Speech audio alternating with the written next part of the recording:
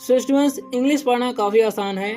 आपको अगर हिंदी पढ़ने आता है तो आप इंग्लिश पढ़ना भी सीख सकते हैं। सो स्टूडेंट्स, इस वीडियो में हम आपको बताएंगे एक एक वर्ड का मीनिंग और एक एक वर्ड का उच्चारण लिखकर बताएंगे, जिसे आप देख कर भी पढ़ पाएंगे। साथ ही साथ एक एक सेंटेंस का इंग्लिश टू हिंदी ट्रांसलेशन करके बताएंगे, जिससे आपको स्टोरी भी समझ में आएगी और आपको उसका हिंदी भी करने आने लगेगा। सो स्टूडेंट्स, ऐसा अगर आप प्रतिदिन मेरे साथ करेंगे तो आपको जाहिर सी बात है कि कुछ ही दिनों में इंग्लिश पढ़ना आने लगेगा और आप आसानी से इंग्लिश पढ़ना भी सीख जाएंगे। अगर आप लोग वीडियो पर नए आए हो तो वीडियो को लाइक कर लें और चैनल को अवश्य सब्सक्राइब कर लें, इसी तरह से इंग्लिश पढ़ना सीखने के लिए। सो स्टूडेंट, चलिए स्टार्ट करते हैं। और आज का जो हमारा टॉपिक होने वाला है रीडिंग प्रैक्टिस का, वो है टीट फॉर टैट। ठीक है, तो इसे पढ़ेंगे हम। टी से क्या होता है ट और आई से ई, तो टी और टी से ट, तो पढ़ेंगे टीट फोर। एफ से क्या होता है फ, ओ का ओ, ठीक है। आर से क्या होता है र, क्या पढ़ेंगे फोर टी ए टी। जब भी 3 लेटर का वर्ड हो, जब बीच में ए आता है तो ए का उच्चारण ए हो जाता है। ठीक है, तो टी से ट और ए का ए और टी से ट, तो क्या होगा टैट। ठीक है, tit for tat. Tit for tat मतलब होता है जैसे को तैसा। तो चलिए स्टार्ट करते हैं, आपको भी मेरे साथ पढ़ते रहना है। ठीक है, तो यहाँ पर लिखा हुआ है फर्स्ट लेटर ए, तो जब भी ए अकेला रहे तो उसका उच्चारण ए ही होता है। ठीक है, तो ए। एफ से फ, जब भी 3 लेटर का वर्ड हो और बीच में ओ आए तो ओ का उच्चारण ओ हो जाता है, तो इसे पढ़ेंगे हम फॉ। एक्स का एक्स, तो फॉक्स। ठीक है, फॉक्स। ए एन जब भी आए तो ए का उच्चारण ए हो जाता है, तो एंड। A stork. ठीक है, एस से स, एस टी है तो यानी कि आधा ट हो जाएगा, मतलब आधा स हो जाएगा। ओ से ओ, स्टोर। आर का र, स्टोर्क। ठीक है, स्टोर्क। वेयर, जब भी ई आर ई आए लास्ट में तो उसका उच्चारण ए हो जाता है। ठीक है, तो वेयर। डी से ग होगा और डबल ओ से ऊ, गु। और डी से ड, गुड। अब देखिए FRIENDS, इसे पढ़ेंगे हम फ्रेंड्स। फ्रेंड्स, ठीक, फ्रेंड्स। ओके, तो FRI से फ्रेंड्स नहीं पढ़ना है, क्या पढ़ना है फ्रेंड्स पढ़ना है इसे। ए मतलब होता है एक, फॉक्स मतलब होता है लोमड़ी,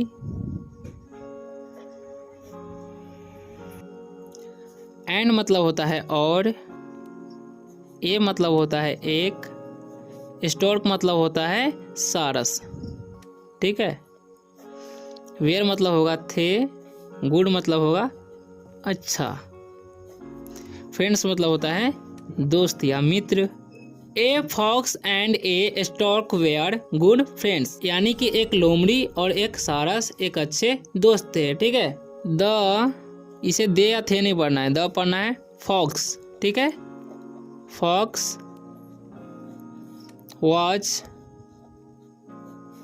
हाउ ईवर, इसे हाउ ईवर। ठीक है, तोड़ कर पढ़ना है, HOW से हाउ होता है, हाउ।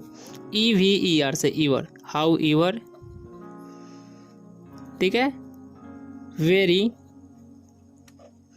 वी से वा और ई का ये उच्चारण होगा, RI से री, वेरी। क्लीवर, ठीक है, सी का उच्चारण स्लीवर नहीं पढ़ना है, इसे क पढ़ना है, सी का उच्चारण क हो रहा है, तो क्लीवर, क्लीवर। ठीक है, तो अब इसका मीनिंग जानेंगे हम। द का कोई मीनिंग नहीं होता है, फॉक्स मतलब होता है लोमड़ी। ठीक है, वॉज मतलब था, हाउवर्ड मतलब हालांकि, वेरी मतलब बहुत, क्लीवर मतलब होता है चालाक। समझ में आया? The fox was however very clever, यानी कि हालांकि लोमड़ी बहुत चालाक थी। ठीक, वंस द फॉक्स, ठीक, इनवाइटेड। ठीक, इनवाइट पहले EINVIT से इनवाइट, एड से एड, इनवाइटेड। ठीक है, invited the stork for dinner. Okay, once मतलब होता है एक बार, द का कोई मीनिंग नहीं होता है, द ही होगा। फॉक्स मतलब होता है लोमड़ी, और इनवाइटेड मतलब होता है निमंत्रण देना, ठीक, या आमंत्रण बोलते हैं। द का मीनिंग होता है या न्योता भी बोल सकते हैं, ठीक है। स्टॉक मतलब होता है सारस। फॉर मतलब के लिए। डिनर मतलब होता है रात का भोजन। वंस मतलब एक बार। द फॉक्स इनवाइटेड यानी कि लोमड़ी ने निमंत्रण दिया, किसे? द स्टॉर्क यानी कि सारस को। फॉर डिनर यानी कि रात के भोजन के लिए, ठीक है। ही, इसे है नहीं पढ़ना, ही पढ़ना, ठीक है। सर्व्ड, सेवर्ड, सर्वेड नहीं पढ़ना या सेव्ड नहीं पढ़ना है, क्या पढ़ना है? सर्व्ड, ठीक। सर्व्ड द फूड, ठीक है। एफ से फा, डबल ओ से ऊ और डी से ड, फूड। ऑन, ठीक है। ओ एन जब भी रहे तो उसका ओ का उच्चारण ओ हो जाता है, ओ एन से ना होता है तो ऑन। इसे पढ़ना है टू, टू नहीं पढ़ना है, क्या पढ़ना है? टू, टी डब्ल्यू ओ से टू। इसे पढ़ना है प्लेट्स, प्लेट्स, ठीक है, यानी कि पुलो फॉर्म में। ही मतलब होता है वह। सर्व्ड मतलब होता है परोसना, ठीक है। द का कोई मीनिंग नहीं होता है। फूड मतलब होता है भोजन। ऑन मतलब पर। टू मतलब होता है दो। प्लेट्स मतलब होता है प्लेट या थाली बोल सकते हैं, प्लेट या थाल बोल सकते हैं, ठीक है। He served the food on two plates, यानी कि उसने दो थालियों में भोजन परोसा। The poor stork wasn't was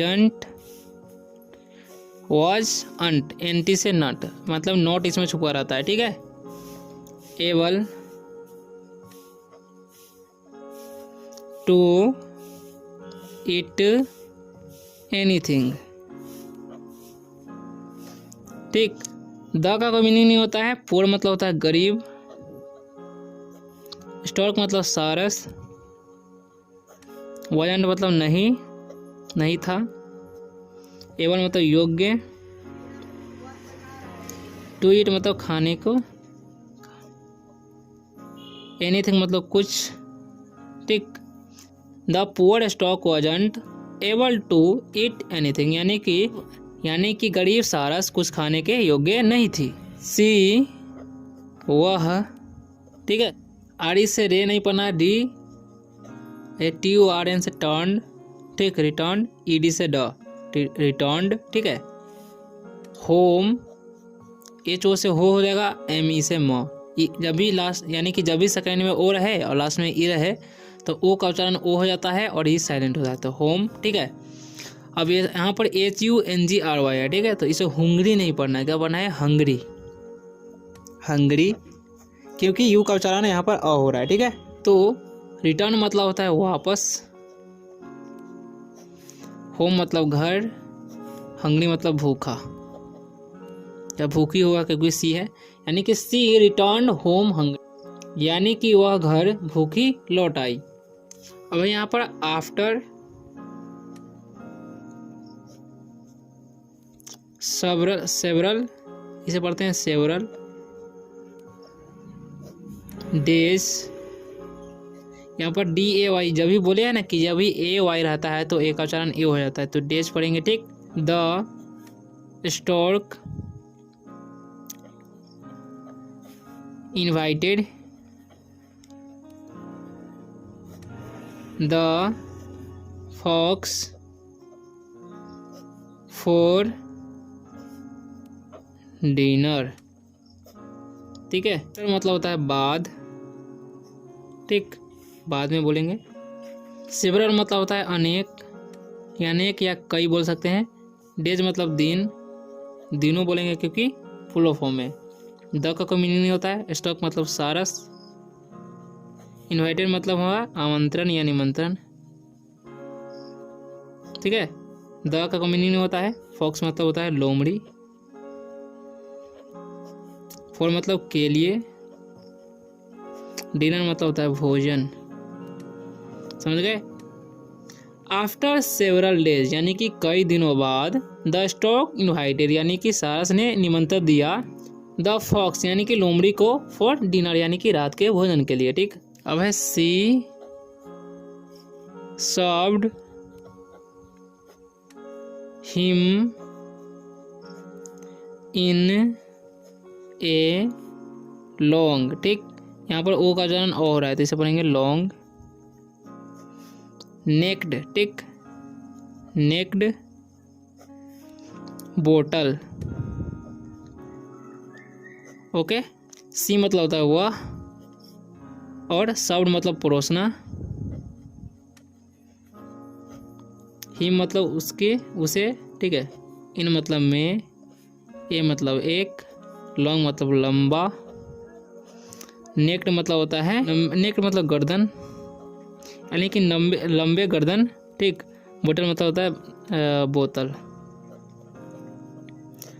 यानी कि सी सर्व्ड हिम यानी कि उसने उसे परोसा इन ए लॉन्ग नेक्ड बोतल यानी कि एक लंबे से गर्दन वाले बोतल में। ठीक है, the fox wasn't able to eat anything। ठीक है, अब है द का मीनिंग होता है फॉक्स मतलब लोमड़ी, वजन मतलब नहीं थी, नहीं था, एवल मतलब योग्य, टू मत ईट मतलब खाने को, एनीथिंग मतलब कुछ भी। ठीक है, the fox wasn't able to eat anything यानी कि लोमड़ी कुछ खाने के योग्य नहीं था। He returned home hungry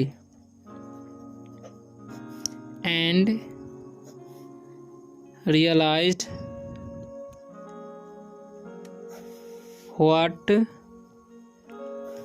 the stork must have felt। ठीक है, ही मतलब होता है वह, रिटर्न मतलब वापस, हो मतलब घर, हंगरी मतलब भूखा, एंड मतलब और, रियलाइज मतलब एहसास, व्हाट मतलब क्या, द का कोई मीनिंग होता है स्टॉक मतलब सारस, मस्ट मतलब चाहिए या अवश्य भी होता है। ठीक है मतलब पास, फेल्ड मतलब महसूस। ठीक है, ही रिटर्न होम हंग्री यानी कि वह भूखा घर लौट आया, एंड और रियलाइज्ड और एहसास किया, what the stock must have be felt. ठीक, और उसे एहसास हुआ कि सारस क्या महसूस की होगी। सो स्टूडेंट्स, इसी तरह से इंग्लिश पढ़ने के लिए वीडियो को लाइक कर लें और चैनल को सब्सक्राइब कर लें आसानी से इंग्लिश पढ़ना सीखने के लिए। अगली वीडियो काफ़ी शानदार होने वाली है तो अगली वीडियो का वेट करें। मिलते हैं अगली वीडियो, तब तक के लिए बाय।